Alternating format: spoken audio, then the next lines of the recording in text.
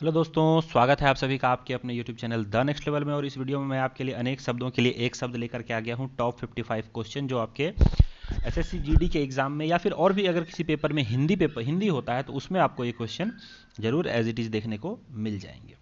तो चलिए शुरू करते हैं। अगर वीडियो आपको अच्छा लगे तो वीडियो को एक बार आप लाइक जरूर कर दें और इसको शेयर भी कर सकते हैं। और अगर सब्सक्राइब नहीं किया है तो आप इसे सब्सक्राइब भी कर लें। ओके, तो चलिए शुरू करते हैं। पहला क्वेश्चन है, जो पहले कभी ना हुआ हो। तो जो पहले कभी ना हुआ हो उसको हम कहते हैं अभूतपूर्व। अभूतपूर्व। और यहाँ पर अगर आप देखिए अद्भुत, तो अद्भुत का तो मतलब है ही जो आश्चर्यजनक हो, विस्मयपूर्ण हो। और अनुपम का अर्थ होता है जो जिसकी कोई उपमा नहीं की जा सकती, जिसकी कोई उपमा नहीं होती है, उसको हम अनुपम कहते हैं। ओके, चलिए नेक्स्ट क्वेश्चन पे आते हैं। अगला क्वेश्चन है यहाँ पे, जो कहा ना जा सके। जो कहा ना जा सके यानी कि अकथनीय। अकथनीय यहाँ पे मैं कुछ क्या है कि शब्द जो हैं अनेक शब्दों में एक शब्द, तो यहाँ पे चार जो ऑप्शन रहेंगे उसमें से जो जो शब्द बताने लायक रहेंगे उनका भी मैं क्या है डिटेल एक्सप्लेन कर दूंगा, ताकि अगर वो शब्द के क्वेश्चन नहीं बन पाए तो आपको वैसे भी पता रहे और एग्जाम में अगर वो आ जाए तो आप उसको टिक कर सको। अक्षम्य का अर्थ होता है जो क्षमा करने के योग्य ना हो। ठीक है। अजर का मतलब जो बूढ़ा ना हो, और अगम्य का मतलब जो जाने योग्य ना हो। ओके, चलिए अगले क्वेश्चन पे आते हैं। समय की दृष्टि से अनुकूल। समय की दृष्टि से अनुकूल यानी कि समयानुकूल, समानुकूल नहीं, समयानुकूल। अनुकूल यानी कि मेल, जो समानुकूल मतलब जो बराबर है। ठीक है। अनुकूल है ये मतलब ये मेरे अनुकूल यानी कि मेरे समान है। ठीक है। यहाँ जाना मेरे लिए अनुकूल है यानी कि ये स्थिति मेरे से मेल खाती है। समानुकूल यानी कि बहुत ज़्यादा मेल, प्रतिकूल मतलब विपरीत। ठीक है, ध्यान रखेंगे आप। जल्दी जल्दी मैं कर रहा हूँ, कम समय में 55 क्वेश्चन करने हैं। जो सब कुछ जानता हो, सब कुछ जानता हो उसको हम कहते हैं सर्वज्ञ। अज्ञ का अर्थ होता है जो कुछ भी नहीं जानने वाला। अज्ञ ना जानने वाला। ठीक है। विशेषज्ञ का अर्थ होता है किसी भी विषय में विशेष ज्ञान रखने वाला। ठीक है। जैसे कि क्रिकेट विशेषज्ञ यानी कि वो क्रिकेट के विषय में ज़्यादा उसको ज्ञान है। और कृतज्ञ का मतलब जो उपकार मानने वाले होते हैं उसको हम कृतज्ञ कहते हैं। जिसकी गर्दन सुंदर है तो उसको हम सुग्रीव कहते हैं। सुगर्दन नहीं, सुग्रीव। ठीक है। सुग्रीव। सुदर्शन मतलब जो सरलता से देखा जा सके। ओके। और सुगत और सुग्रीव, सुगत का अर्थ होता है जो जिसकी गति बहुत सुंदर हो। ओके, चलिए अगला क्वेश्चन देखेंगे हम। लौकिक। लौकिक का क्या अर्थ होगा? लौकिक का मतलब जो इस लोक की बात ना हो, जो इस लोक की बात ना हो। ठीक है, इस लोक से परे। स्त्री और पुरुष का जोड़ा। पुरुष और स्त्री का जोड़ा कहते हैं दंपति। ठीक है, दंपति। पुरुष और स्त्री का जो जोड़ा होता है उसको हम दंपति कहते हैं। ठीक है, क्योंकि पुरुष स्त्री का जोड़ा जो है वो पति पत्नी का जोड़ा ही कहलाता है। विधान मंडल द्वारा पारित या स्वीकृत विधि। विधान मंडल द्वारा पारित, स्वीकृत या विधि, ये हो जाएगा हमारा अधिनियम। अधिनियम।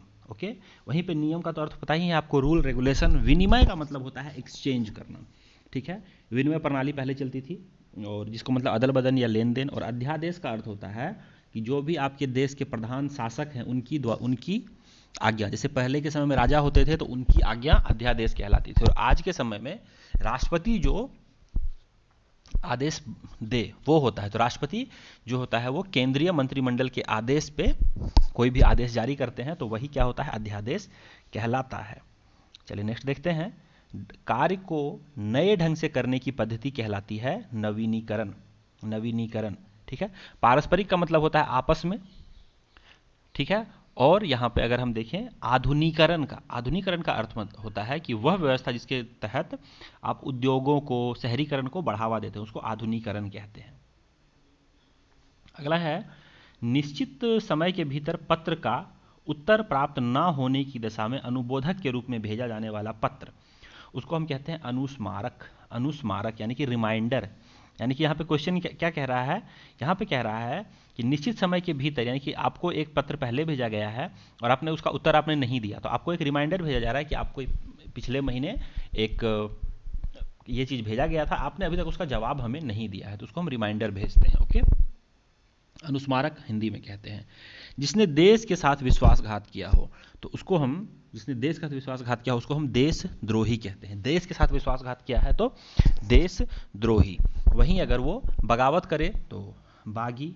ठीक है, विश्वासघात करे तो किसी व्यक्ति के साथ तो विश्वासघाती, विद्रोह करे तो विद्रोही। ठीक है, अगला है जंगल में लगने वाली आग। जंगल में लगने वाली आग को हम कहते हैं दावा नाल।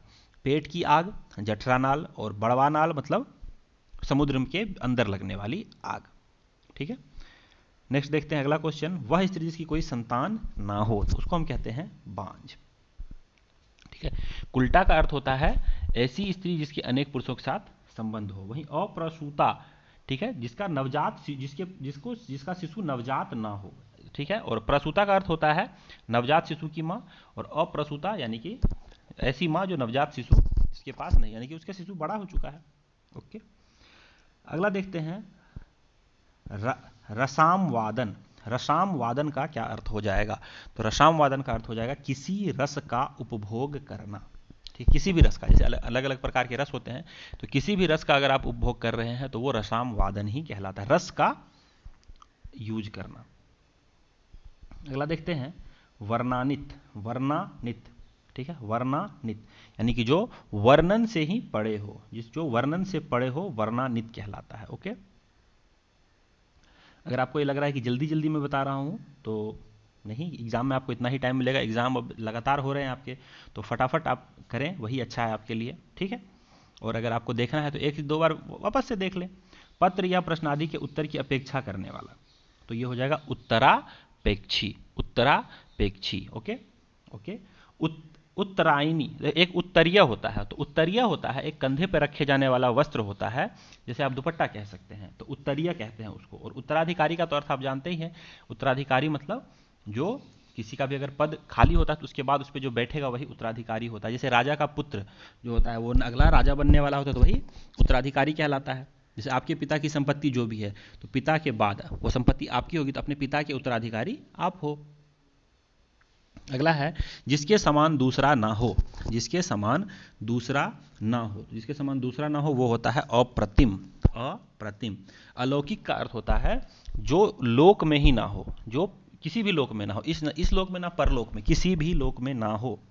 ओके, अगम से आगे आपको मिलेगा जहां पहुंचा ना जा सके। जहां पहुंचा ना जा सके उसको हम कहते हैं अगम। जहां पहुंचा ना जा सके वो होता है अगम। ठीक है, अधिगम का अर्थ होता है डेवलप करना खुद को, जैसे सीखना और खुद को डेवलप करना, जैसे कि मैच्योर होना। जैसे बच्चा धीरे धीरे सीखते हुए बड़ा होता है तो वो अधिगम कहलाता है। ओके, दुर्गम मतलब कि पहुंचना जहाँ की बहुत कठिन हो पहुंचना, सुगम मतलब कि जहाँ आसान हो पहुंचना। जो बहुत बातें करता हो उसको हम वाचाल कहते हैं, पता ही होगा।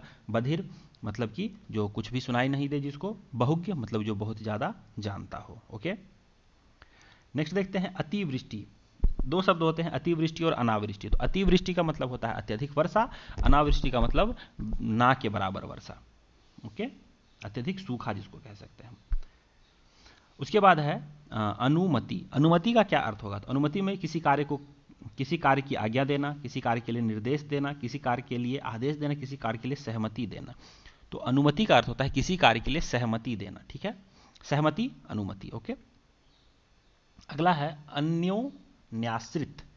अन्योन्याश्रित, अन्योन्याश्रित का क्या अर्थ हो जाएगा? तो अन्योन्याश्रित का अर्थ हो जाएगा एक दूसरे पर आश्रित होना।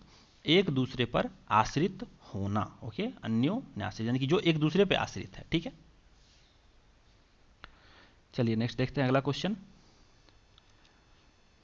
वह सायंकालीन बेला जब पशु वन से चरकर लौटते हैं, तो उसको हम कहते हैं, उस बेला को कहते हैं गोथुली कहते हैं।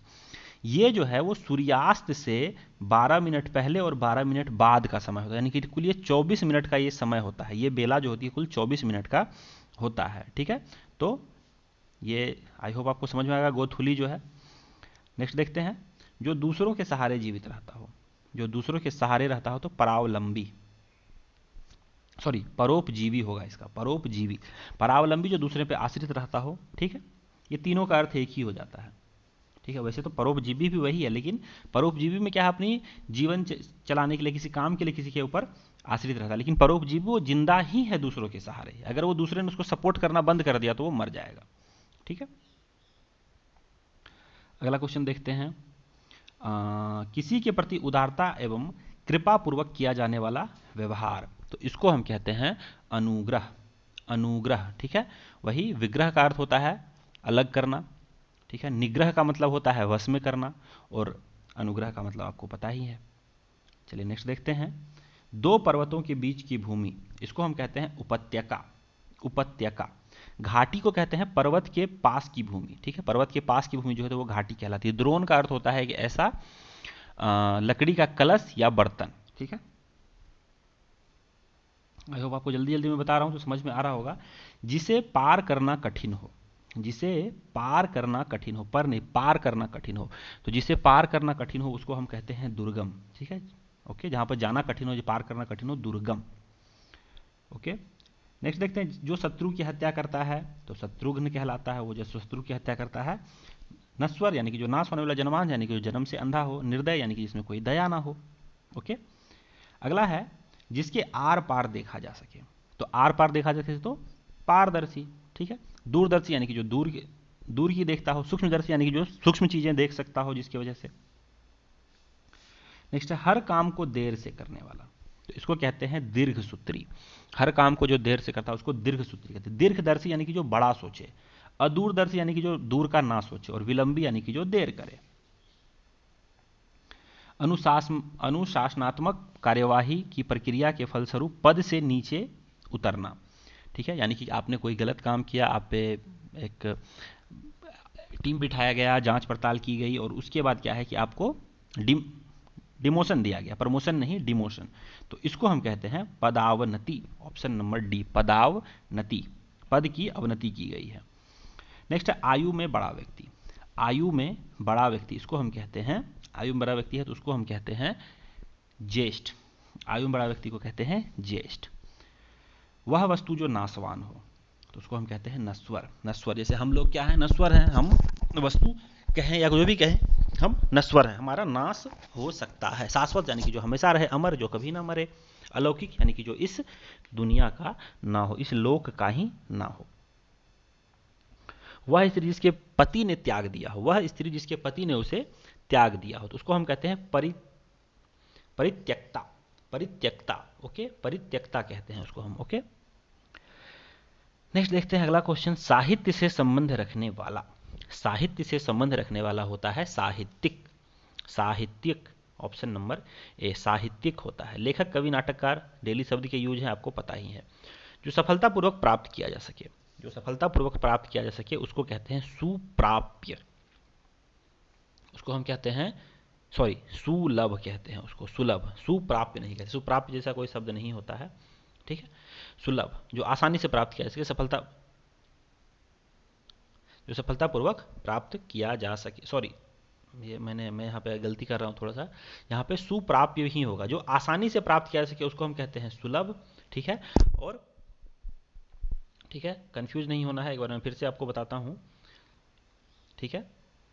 क्वेश्चन नंबर 36, जो सफलतापूर्वक प्राप्त किया जा सके उसको हम कहते हैं सुप्राप्य, ठीक है। सरल यानी कि आसान, सुलभ यानी कि जो आसानी से आपको मिल जाए, ठीक है, जो आसानी से आपको मिल जाए, सुलभ होता है वो। चलिए नेक्स्ट क्वेश्चन देखते हैं। जिसका भोजन ही दूध होता है, जिसका भोजन दूध ही होता है तो वो दुग्धाहारी कहलाएगा, ठीक है। जैसे छोटे बच्चे, नवजात 6 महीने से पहले के जो बच्चे होते हैं वो दुग्धाहारी होते हैं, तो उसको हम और उसके एक शाकाहारी यानी कि जो सिर्फ साग सब्जी ही खाते हैं, मांसाहारी जो सिर्फ मांस खाता है, और द्रव्याहारी जो सिर्फ पानी या द्रव्य का सेवन करते हैं। ओके, चलिए नेक्स्ट क्वेश्चन पे आ जाते हैं। नेक्स्ट क्वेश्चन है कि बिना घर का तो अनिकेत होता है वो। निकेत, निकेतन आपने सुना होगा, निकेतन का मतलब घर होता है, ठीक है। और अनिकेत मतलब जिसको घर ना हो। अनाथ यानी कि जिसका कोई नाथ ना हो, और अनिग्रह यानी कि जो किसी के बस में ना हो। निग्रह का मतलब वश में करना, और अनिग्रह मतलब जो किसी के वश में ना हो। हमेशा रहने वाला, शाश्वत, हमेशा जो हमेशा रहे वो शाश्वत। सामसामिकी यानी कि करंट, जो अभी वर्तमान समय में चल रहा हो। पार्थिव यानी कि पृथ्वी से जुड़ा। अगोचर, अगोचर का क्या अर्थ हो जाएगा? अगोचर का अर्थ होता है, अगोचर का अर्थ होता है कि जिसका अनुभव इंद्रियों को ना हो, मतलब हमारी जो इंद्रियां हैं, ज्ञान इंद्रियां हैं, उसको भी, उसका भी अनुभव ज्ञान इंद्रियों को भी नहीं है, उस चीज का अनुभव, ठीक है। चलिए नेक्स्ट देखते हैं। युयुत्सु, युयुत्सु, युयुत्सु का अर्थ होता है युद्ध करने का इच्छुक, जो युद्ध करने के लिए बहुत ज्यादा उतावला है, इच्छुक है। ओके, नेक्स्ट देखते हैं प्रत्युत्पन्नमति, प्रत्युत्पन्नमति, प्रत्युत्पन्नमति यानी कि जिसकी बुद्धि में नई नई पल पल नई बातें उत्पन्न होती। प्रति, देखो इसका ये अलग अलग शब्दों से मिलकर होता है। प्रति, उत्पन्न और मति है, यानी कि प्रति यानी कि लगातार, हमेशा, हर पल, उत्पन्न नई बातें उत्पन्न होती है इसके मति में यानी कि बुद्धि में। तो ऑप्शन नंबर डी सही आंसर हो जाएगा इसका। अंकेक्षक, ऑडिटर जिसको हम कहते हैं, अंकेक्षक हिंदी में उसको, ऑडिटर को अंकेक्षक ही कहते हैं। अंक का एक यानी कि अंकों का जो जांच करता है। तो सही आंसर क्या हो जाएगा? आय व्यय के आंकड़ों की जांच करने वाला, ऑप्शन नंबर ए। ठीक है, नेक्स्ट देखते हैं जिजीविसा। जिजीविसा, जिजीविसा जो है इसका अर्थ हुआ कि जीवन की इच्छा, जीवन की इच्छा जिजीविसा कहलाती है। जीने की इच्छा, जो जीने के लिए इच्छुक हो, जो मरना, इसका मतलब ऑपोजिट जो मरना नहीं चाहता हो। ठीक है, लेकिन हिंदी में जो मरना नहीं चाहता उसके लिए दूसरा शब्द होता है। ठीक है, जो जीना चाहता है उसके लिए दूसरा शब्द होता है। पार्थिव यानी कि जो पृथ्वी से जुड़ा हुआ हो, जिसका संबंध पृथ्वी से हो। ओके, नेक्स्ट देखते हैं यायावर। यायावर मतलब होता है, इसको हम कहते हैं जो घूमने फिरने वाले लोग होते हैं नॉर्मल भाषा में, और अगर हिंदी में, शुद्ध हिंदी में बात कहें तो यह कहते हैं जो एक स्थान पर टिक कर ना रहता हो। घुमंतु इसको हम एक और लैंग्वेज में कहते हैं, घुमंतु। ठीक है, कई जनजातियां होती हैं, आपने देखा होगा कि हर साल वो सर्दियों के समय में घूमने के लिए निकलती हैं, यहाँ वहाँ कहीं भी टेंट गाड़ के वो रह लेते हैं, तो वो यायावर ही कहलाते हैं। एक स्थान पे वो टिक के कभी नहीं रहते हैं। पृष्ठव्य, पृष्ठव्य का क्या अर्थ होता है? तो इसका अर्थ होता है पूछने योग्य, जो पूछने के योग्य हो। ओके, नेक्स्ट देखते हैं रवि ईश्वर को ना मानने वाला मनुष्य है। तो रवि कैसा मनुष्य है? वो है नास्तिक। रवि कैसा मनुष्य है? नास्तिक। अगला देखते हैं ईश्वर का कोई आकार नहीं होता। तो ईश्वर कैसा होता है? तो ईश्वर होता है निराकार। ईश्वर कैसा होता है? निराकार। अगला देखते हैं आंखों के सामने घटित होने पर, आंखों के सामने घटित घटना पर विश्वास तो करना ही होगा। यानी कि आंखों के सामने घटित यानी कि इसका मतलब हो गया प्रत्यक्ष, जो घटना प्रत्यक्ष हो। ओके, नेक्स्ट देखते हैं भारतीयों की बुरी दशा देखकर गांधी जी का मन द्रवित हो गया।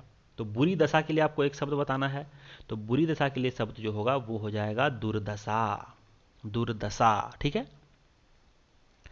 नेक्स्ट देखते हैं दोपहर के समय सालू आराम कर रही थी। तो दोपहर के समय के लिए एक शब्द क्या होगा? तो दोपहर के समय के लिए जो एक शब्द होगा उसको हम कहते हैं मध्याह्न, मध्याह्न। ओके, ठीक है, नेक्स्ट है वैभव को उस विद्यालय में इम्तिहान लेने वाला बनकर जाना है। तो इम्तिहान लेने वाला बनकर जाना है, तो क्या बनकर जाना है? उसको परीक्षक बनकर जाना है, जो परीक्षा लेता हो। परीक्षार्थी और परीक्षक होते हैं। तो परीक्षक परीक्षा लेता है, परीक्षार्थी परीक्षा देता है। ओके, अगला है ममता कम बोलती है। मतलब ममता जो है वो मितभाषी है, कम बोलती है यानी कि वो मितभाषी है। ओके, मितभाषी। नेक्स्ट देखते हैं हमारा आज का आखिरी क्वेश्चन होगा इस वीडियो का। विवेक ने श्रेष्ठ कुल में जन्म लिया है। तो श्रेष्ठ कुल में जन्म लिया है यानी कि वो कुलीन है, यानी कि जिसका कुल श्रेष्ठ हो तो कुलीन। कुल श्रेष्ठ का मतलब होता है जिसका कुल, ठीक है, जो कुल का श्रेष्ठ हो, यानी कि वो कुल श्रेष्ठ। जैसे कि हम क्या कह सकते हैं कि श्री राम कुल श्रेष्ठ थे, यानी कि वो श्री राम अपने कुल में श्रेष्ठ थे। ठीक है, और कुलीन यानी कि श्री राम का जो कुल है वो कुलीन है, यानी कि उनका पूरा का पूरा कुल ही जो है वो श्रेष्ठ है। और पूरे कुल में कौन श्रेष्ठ है? तो श्री राम। और कुलभूषण का अर्थ होता है कि उस कुल के आभूषण, यानी कि उस कुल के वो ज्वेल हैं। ठीक है, तो आई होप यहाँ पे तक आपको वीडियो अच्छा लगा हो। अगर वीडियो अच्छा लगा तो वीडियो को आप लाइक कर दें और इसे शेयर भी कर सकते हैं। तो दोस्तों मिलता हूँ आपसे नेक्स्ट वीडियो में, तब तक लेता हूँ आपसे विदा। जय हिंद, जय भारत, वंदे मातरम।